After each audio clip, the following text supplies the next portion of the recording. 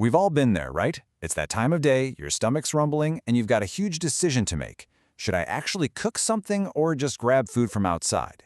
It seems like such a simple choice, but the truth behind what's healthier is way more complex than you'd think. So let's get into it and figure out what's really going on with our meals.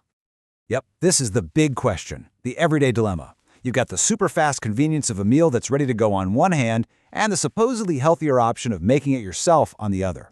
In this explainer, we're going to navigate that choice, using some fascinating data to find out what really makes a difference.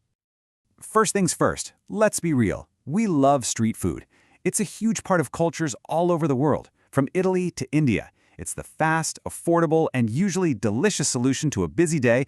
Not to mention, it provides jobs and feeds millions of people every single day. But, and there's always a but, isn't there? For all that appeal, that convenience can have some hidden costs. We're not just talking about calories here. There are health risks we might not even be thinking about. So what's the real gamble when we go for that quick bite on the street? Well, the very first risk is one you can't even see. I'm talking about microbial contamination. A study that looked at street food in Chennai, India, wanted to find out just how clean these meals actually were. And honestly, what they found is pretty eye-opening. Okay, so check this out. What's so interesting here is how they broke down the risk. They looked at a couple types of bacteria, a general count of microbes, and another one, coliforms, which can point to some pretty nasty contamination.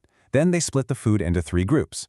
Unprocessed stuff, like raw juice, had the highest counts by far. But just look at the food that was fully heated. The numbers completely plummet. It's a huge, huge difference.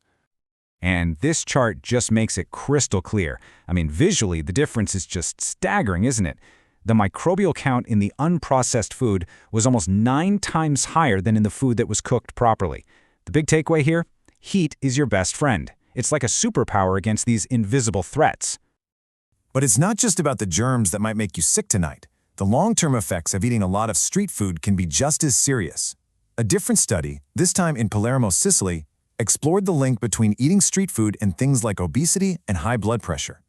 And you guessed it. They found a really clear link. The more street food someone ate, the higher their BMI was likely to be. But they got even more specific. They found that people who regularly ate a popular local sandwich called the Milza had almost double the rate of hypertension. Wow.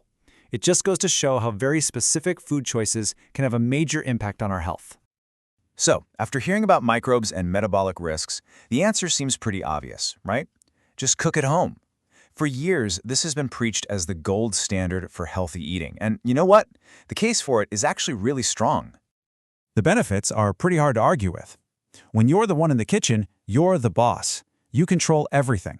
The quality of the ingredients, how much salt or oil goes in, you decide on the portion sizes. It's also way easier on your wallet. Plus, there's that whole idea of cooking and eating together, which is a great way to connect with people. This quote from a Johns Hopkins researcher really nails it. The data is clear. People who cook at home just tend to have a healthier diet overall, even if they're not trying to. Seems like an open and shut case. But is it? And this is where our story gets really, really interesting.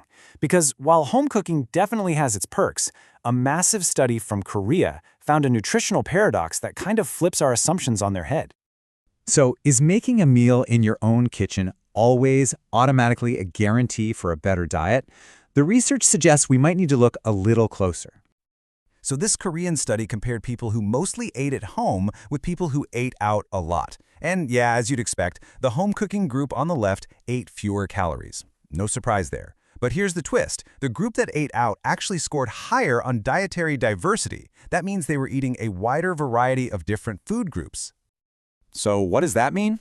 Well, it suggests that our home-cooked meals, while maybe lower in calories, can get a little boring.